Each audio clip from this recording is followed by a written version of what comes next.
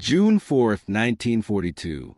10:22 a.m. North Pacific, miles beyond Midway Atoll. The ocean below is a hard, metallic blue flat in one direction, boiling with white flecks in another where flak bursts hang like dirty cotton. The air smells of hot oil, cordite, and salt pushed through a vibrating cockpit. In the open rear seat, an enlisted radio man gunner braces against a slipstream, shoulders hunched, goggles rattling on his face. The engine in front of you, an angry circular blur, never stops shouting. Lieutenant Commander Richard H., Dick Best, U.S. Navy, is high above a Japanese fleet in a Douglas SBD Dauntless. He's looking down at a moving city of steel and aircraft carrier, long and elegant, cutting a clean wake. Tiny figures scatter on the flight deck like ants under a boot. The carrier is turning, trying to outrun what it already knows is coming. Best's mouth is dry. His gloves are slick. The dive flaps are armed. The nose wants to fall. You can almost feel that moment where gravity stops being a force and becomes a decision. Then he tips over. The horizon flips. The sea becomes the sky. The sky becomes the sea. The Dauntless pitches down into a steep, screaming dive, and the world compresses into a narrow tunnel, carrier crosshairs, and a thin strip of deck that has to be hit exactly right. Anti-aircraft fire reaches up. Tracers stitch past wings. Black puffs bloom around the aircraft. The SBD shudders as if a giant hand is slamming the airframe. Best doesn't look away. The carrier grows until it fills its windscreen. The flight deck now close enough to see outlines of aircraft, some fueled, some armed, some dangerously both. Somewhere below on that deck, a sailor looks up and sees a single plane falling out of the sun like judgment. This right here is what the U.S. Navy has been chasing for 2 decades. This is why young men learn to dive their aircraft at suicidal angles and pull out so hard their vision grayed at the edges. This is why engineers thicken wings, strengthen spar joints, and built brakes into flaps so the airplane wouldn't rip itself apart on the way down. But at this moment, none of that matters unless one man keeps his hand steady. Best to ride the dive. The altimeter spins. The carrier swells fast, too fast. His target is Akagi, the pride of the Imperial Japanese Navy, flagship of Vice Admiral Nagumo's force. And Akagi, by cruel coincidence, may be at her most vulnerable, because the flight deck below isn't just steel. It's a fuse. Down there, the Japanese have been caught in the worst possible posture for a carrier. Aircraft moving, bombs handled. Fuel lines open, men and machines mid-motion. Their hangar decks are crowded with airplanes. Their weapons crews are racing. Their pilots are waiting. Their officers are deciding, too late, what to do with a plan that has started to unravel. Above them, Best SBD becomes a falling weight. The wind howls louder, a monster in the wires. The cockpit vibrates like it wants to tear. His dive brakes hold the airframe back from the worst of speed, keeping the aircraft stable enough for the one thing that matters: aim. The bomb is a 1,000-pounder. A single strike, if it lands right, can punch through deck plating, explode inside the ship, and ignite everything that makes a carrier powerful and everything that makes a carrier burn. Best holds a carrier in his sight. He watches the anti-aircraft burst drift behind him as he changes angle. Little corrections. A breath. Another correction. He's not thinking about the years of Doctrine, the experiments, the peacetime arguments won in conference rooms. He's thinking about one thing. Release point. Too early and the bomb skips. Too late and it misses. A carrier isn't a stationary target.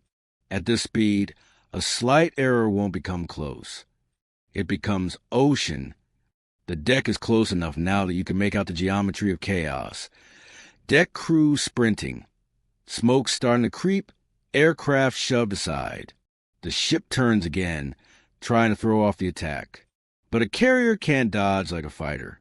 She can only hope the attacker flinches. And this morning, Best does not flinch.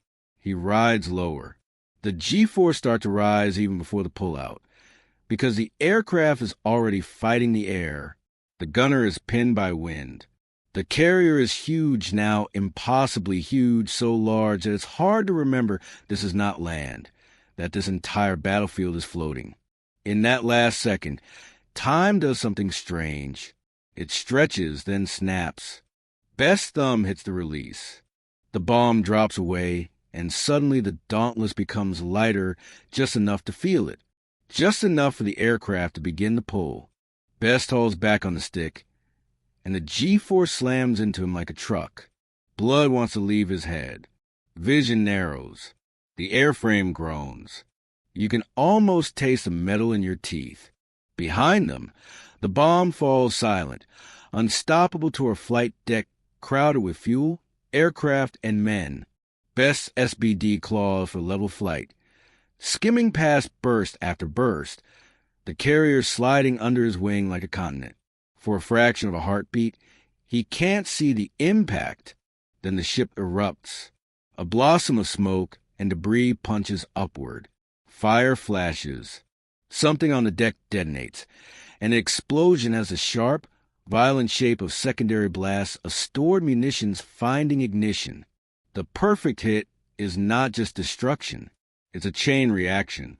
A carrier is a machine built to launch airplanes. When it burns with everything it carries to make airplanes fly and kill. Akagi starts to die. And the most chilling part is how quickly it happens and how fast Flagship becomes Inferno. Within minutes, the deck is no longer a deck. It's an oven. Men scramble with hoses that look like toys against the scale of the fire. Officers shout into smoke. Orders become guesses. The ship's soul, its ability to launch, recover, and fight evaporates. Best banks away, breathing hard, face numb, body heavy from the pullout. He looks back once, because no human can resist confirming what they've just done. And what he sees is a pillar of smoke towering into the sky, black and thick, rolling like a storm cloud born from steel. Below, a Japanese empire's plan is catching fire. And Best doesn't yet know it, but this one strike is about to trigger a cascade so violent that, in the next few minutes, Japan will lose not one carrier, but the heart of its carrier force. Because while Akagi is burning, 3 more carriers are about to be found, and the Americans are already diving.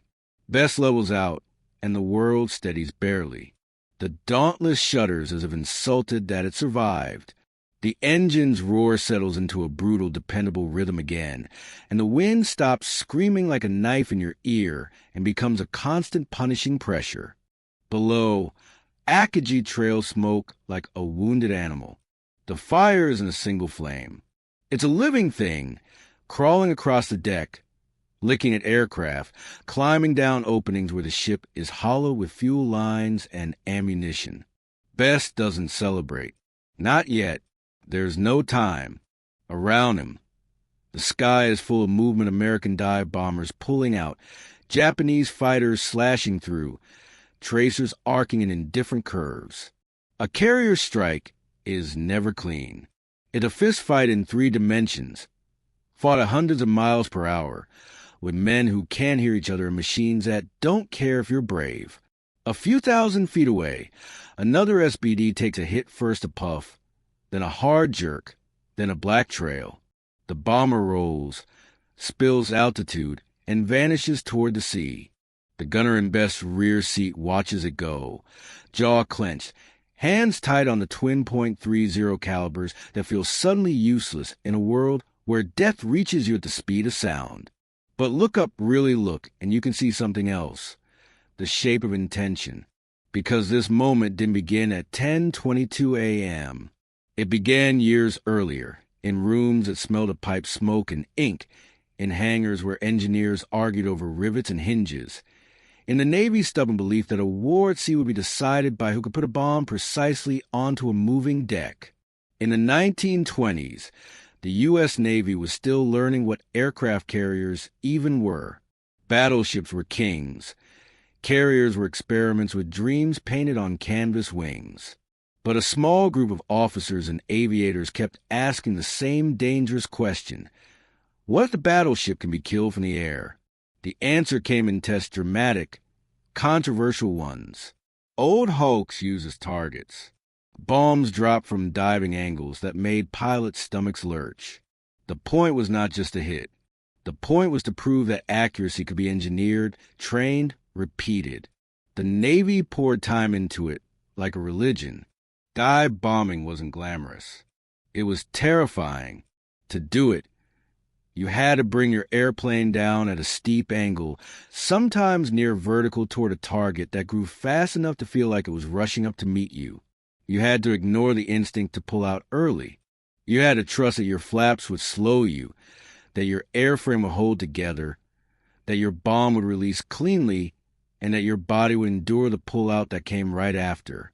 Those who couldn't manage it didn't get a second chance. So the Navy built a pipeline of men who could. They trained them in California skies, over water and mock targets, until a dive didn't feel like falling, until it felt like a procedure. And then they built an aircraft that spoke the language of that procedure, the Douglas SBD Dauntless. It wasn't sleek. It wasn't the fastest. It didn't look like the future. It looked like work.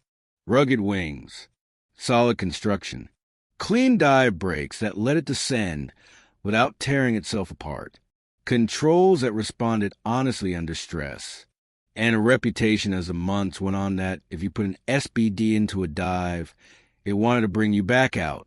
But Doctrine has a cruel way of being tested not in classrooms, but in moments like this when pilots have sweat in their eyes and flak is blooming around them, and one mistake means the Pacific swallows you whole. And the Pacific this morning is trying its best. Best radio crackles. Broken words. The strike group is scattered.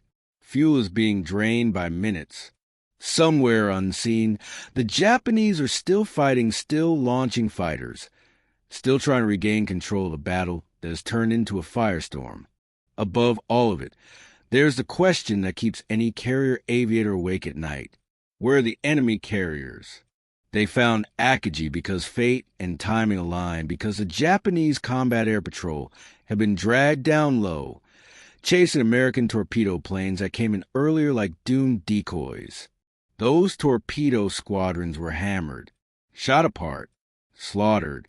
Their sacrifice pulled Japanese fighters down toward the waves and left the high-altitude skies briefly vulnerable. The dive bombers arrived in that slit of time. A gap, a miracle, and now the gap is closing. Best sweeps his eyes across the ocean. In the distance, he catches another column of smoke, darker, thicker. Another carrier, hit, another wound. The Americans are striking not only Akagi, but her sister's carriers that form the beating heart of Japan's naval aviation. Kaga, Soryu, Hiryū, names that carry weight, names that have been winning, and now names that are burning. But the most dangerous carrier may still be untouched, because one of them, Hiryū, is about to do what wounded predators do. It's about to strike back. On the Japanese side, away from the smoke and confusion, officers are yelling orders through the noise. Messages are running. Men are shoving aircraft into position. There's urgency, but also practice discipline because Japan's carrier force has drilled these routines like choreography. Hiryū's flight deck becomes a factory. Planes are rolled forward. Engines start. Propellers blur. Ordnance crews rush. Their movements sharp and precise. They know what this is. A window of opportunity before the Americans regroup, before the enemy carriers can be found. If Hiryū can launch an attack now while the Americans are still disorganized and low on fuel, she can salvage the morning. And suddenly the story is not only about what Bess did. It's about what happens next when the side that has been punched in the mouth decides to bite back. Bess Dauntless turns toward the direction he hopes his own career lies. The horizon is empty and unforgiving. Somewhere beyond that emptiness, American carriers are also making decisions turning into the wind, recovering planes, preparing for the next strike. And over the radio, a message cuts through the static. It's the kind of message that makes every pilot's spine tighten. Enemy planes inbound. The Japanese have found them.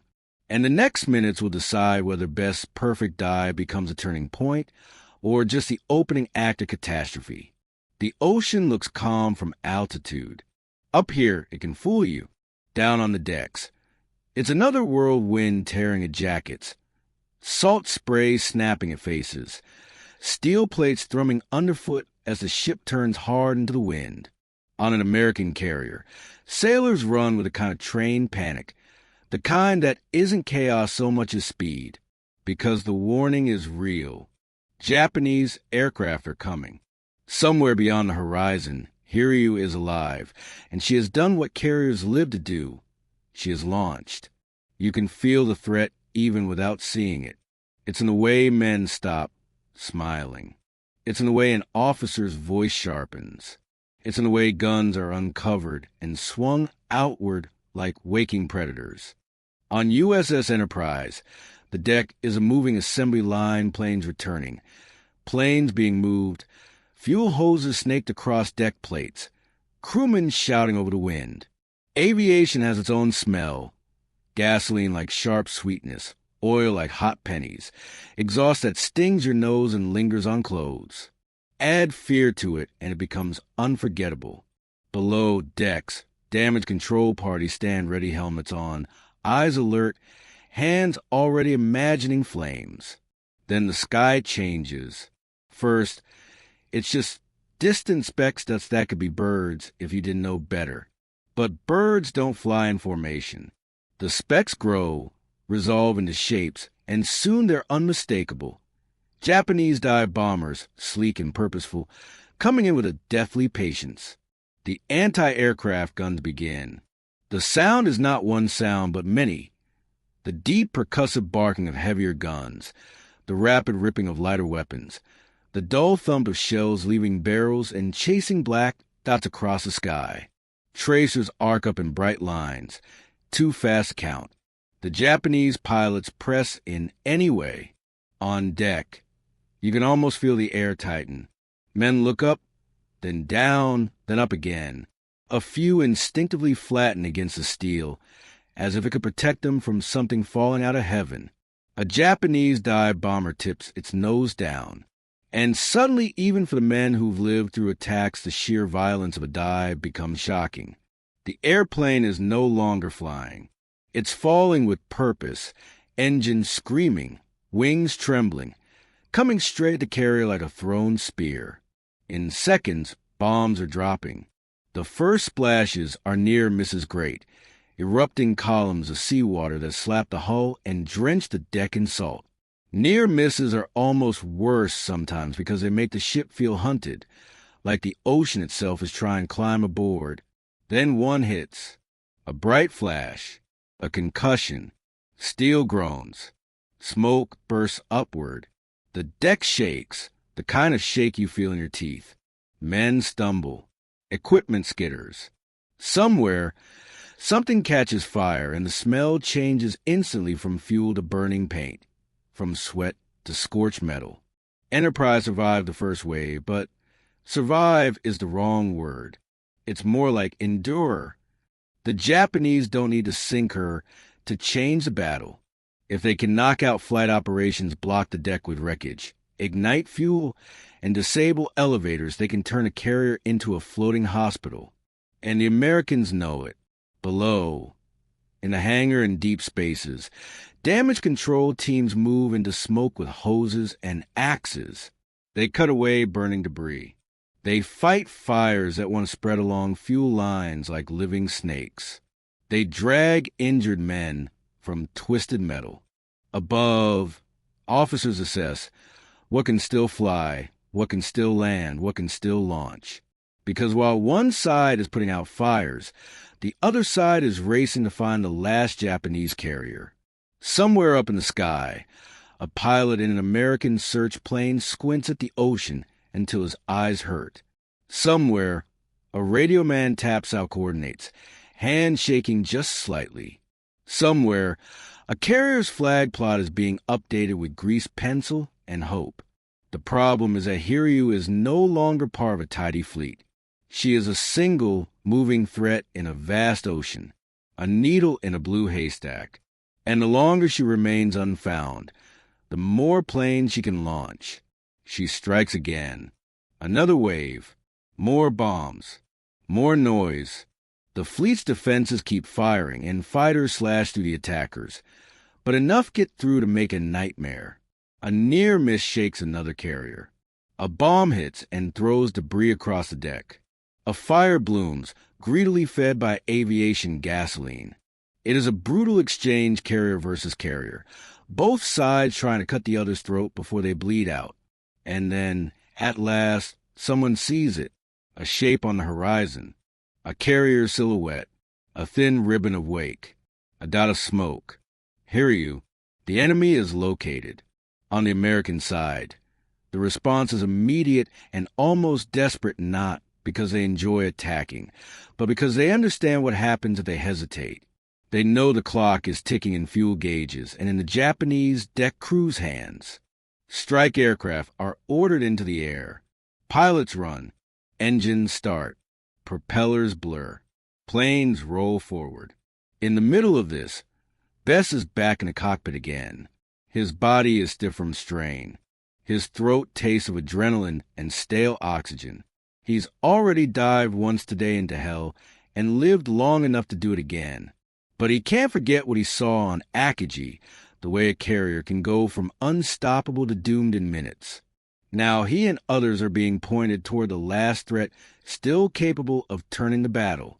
Hiryū must be finished. Above the ocean, the strike group forms up, unsteady at first, like scattered birds trying to become a flock. The pilots find each other by instinct and radio calls. They climb into the sun, seeking altitude and advantage. They know Japanese fighters will come. They know flak will rise. They know that the only way to end this battle is to use the same brutal precision again. And this time, they don't have the same miracle of perfect timing. The Japanese are ready. Their fighters are looking up, not down. Their gunners have already tasted blood. As the Americans approach the reported coordinates, the air grows tense with expectation. The horizon is empty, then not. A dark line appears. It becomes a ship, then unmistakably a carrier flight deck, island superstructure, the geometry of power. Somewhere on Hiryū's deck, Japanese officers are still trying to launch, still trying to strike, still trying to survive. And out of the American formation, dive bombers begin to peel off, tipping their noses down one by one, transforming from aircraft into falling weapons. Bess watches a carrier fill the windscreen again, another target. Another moment where everything depends on a single steady hand and a single correct second. The dive begins. And as he rolls over, the thought cold and sharp cuts through the noise. If we miss this one, the war might look very different by nightfall. The carrier grows beneath the nose like a dark continent. The dive is always the same until it isn't. Wind tears the canopy seams. The Dauntless vibrates in a way that feels intimate, like the aircraft are confessing every bolt and rivet to the air. The altimeter unwinds too fast to read smoothly. The ocean rushes up in a steady roar, and in the center of everything is Hiryū Japan's last operational carrier in the Gumo strike force, still dangerous, still capable of turning this day into an American tragedy. Bess is not alone now. Other SBDs are dropping with him, staggered in altitude and angle, falling into flak. You don't hear anti-aircraft fire clearly in the cockpit. You feel as impacts in the air, as sudden jolts, as black blossoms popping into existence where aircraft are about to be. The bursts are closer this time. The Japanese gunners have found the rhythm. Tracer lines reach up like angry sewing needles. Down on Hiryū's deck, men are sprinting again, fuel hoses, bomb carts, aircraft being shoved forward. There's smoke on the horizon from her sisters, but Hiryū is still trying to do what wounded animals do. Strike back. If she can launch one more full wave, she can cripple American carriers already shaken by counterattacks. She can buy Japan time. She can preserve the illusion that this war can still be controlled. But now the Americans have altitude. They have focus. They have doctrine sharpened into instinct. And Best has something else, something that can't be written in manuals. The memory of Akagi burning, and the understanding that a carrier is not sunk by steel alone. It's sunk by fire and panic and fuel and trapped explosions, by the fragile things hidden beneath its power. The dive steepens. The carrier swells until it fills the windscreen. Somewhere, a Japanese fighter flashes past. Too fast, too late. The rear gunner tracks it, but the pilot's world has narrowed to a single strip of deck. You can almost feel what Best feels in that moment. The physical pressure of the decision. Released too early, and the bomb will skip away into sea spray and shame. Released too late, and the bomb will collapse into the ocean just off the side, a miss that might as well be mercy. Hiryū turns a hard rudder, a desperate weave. The ship's wake curves, a white scar across the blue. But you can't juke a dive bomber the way you can juke a torpedo. All you can do is hope the attacker misjudges a turn, misreads the speed, flinches. Best doesn't. The sight settles. Tiny corrections. A breath. Another correction. Then release. The bomb drops, and for a fraction of a second the aircraft feels lighter, almost relieved. Best hauls back into the pullout, and the G-forces slam his body down into the seat like a verdict. The world compresses. His vision narrows. The cockpit edges blur. The Dauntless groans as the wings bite the air and claw away from the surface. It's not an elegant maneuver. It's survival by brute force. He glances back, and this time he sees it. A hard flash on Hiryū's deck. A bloom of smoke that punches upward and begins to roll. Another explosion follows, then another, not always visible as fire, sometimes as sudden, violent pressure that forces smoke outward like breath from a struck lung. Aircraft on deck become fuel. Fuel becomes heat. Heat becomes panic. The deck crew, so disciplined moments ago, breaks into smaller groups working separate disasters. A burning plane here, a ruptured line there, men pulling at hoses and shouting orders that the wind steals. One bomb is not just one bomb, not on a flight deck, because a carrier is a compromise, a floating airfield crammed with the very things most eager to explode. Best and the other dive bombers streak away, skimming low across the ocean, engines strained and steady. Their radios crackle with scattered triumph and shocked disbelief. Somewhere above, fighters fight. Somewhere below, ships maneuver in tight circles, their wakes overlapping like frantic handwriting. And on Hiryū now time starts to collapse. The first minutes after a catastrophic hit are a strange kind of violence. The ship hasn't yet accepted what's happened, and neither have the men. Damage control parties rush in. Firefighting systems engage. Officers shout for order. There's always a temptation to believe that discipline can conquer physics. But fire doesn't negotiate. Aviation gasoline ignites with a speed that feels supernatural. Smoke thickens, turning from gray to black as it eats paint, rubber, wiring. Metal heats quickly near the hangar openings, and the heat begins to drive men back in waves, 2 steps forward, 1 step back, eyes watering, lungs burning. On a carrier, visibility dies first, then coordination.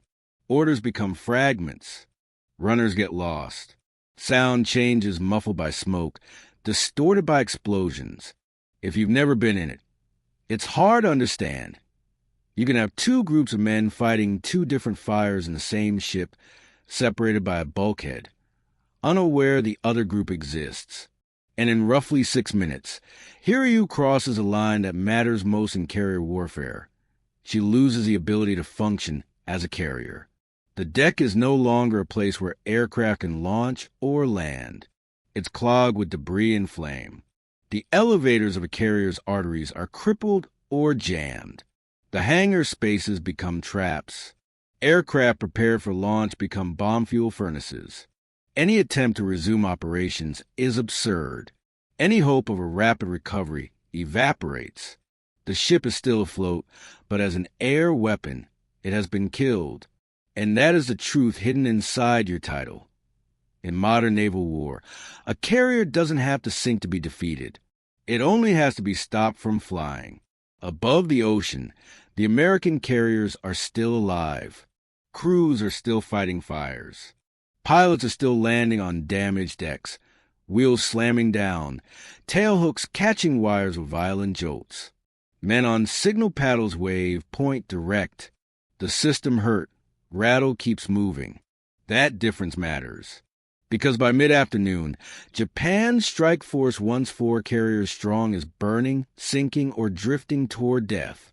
The Imperial Japanese Navy has lost experienced deck crews, aircraft, and pilots' rare, irreplaceable talent. It's not just ships. It's years of training, muscle memory, doctrine, confidence. And Best is feeling the cost inside his own body. The strain of repeated high-G dives, the adrenaline, the oxygen, the stress his chest tightens. His breathing is wrong. He's not a man savoring victory. He's a man trying to stay upright. The battlefield doesn't care if you win. It charges you anyway.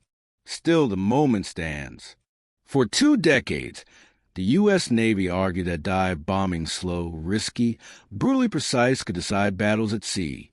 Critics called it too dangerous, too specialized, too dependent on perfect conditions.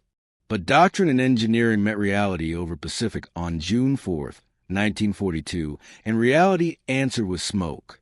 1 pilot, 1 dive, 1 release point held steady. And within minutes, an enemy carrier's flight deck became a funeral pyre. When the sun begins to lower over Midway, the ocean looks the same as it did in the morning blue, wide, calm from a distance. But everything underneath has changed. The balance of power has shifted. Japan will still fight, fiercely, for years, but the myth of invincibility has burned away in plain sight. And somewhere out over that water, a Dauntless turns toward home, engine drumming. Wings carrying a man who has just helped tilt the Pacific War on its axis without fully knowing the weight of it yet.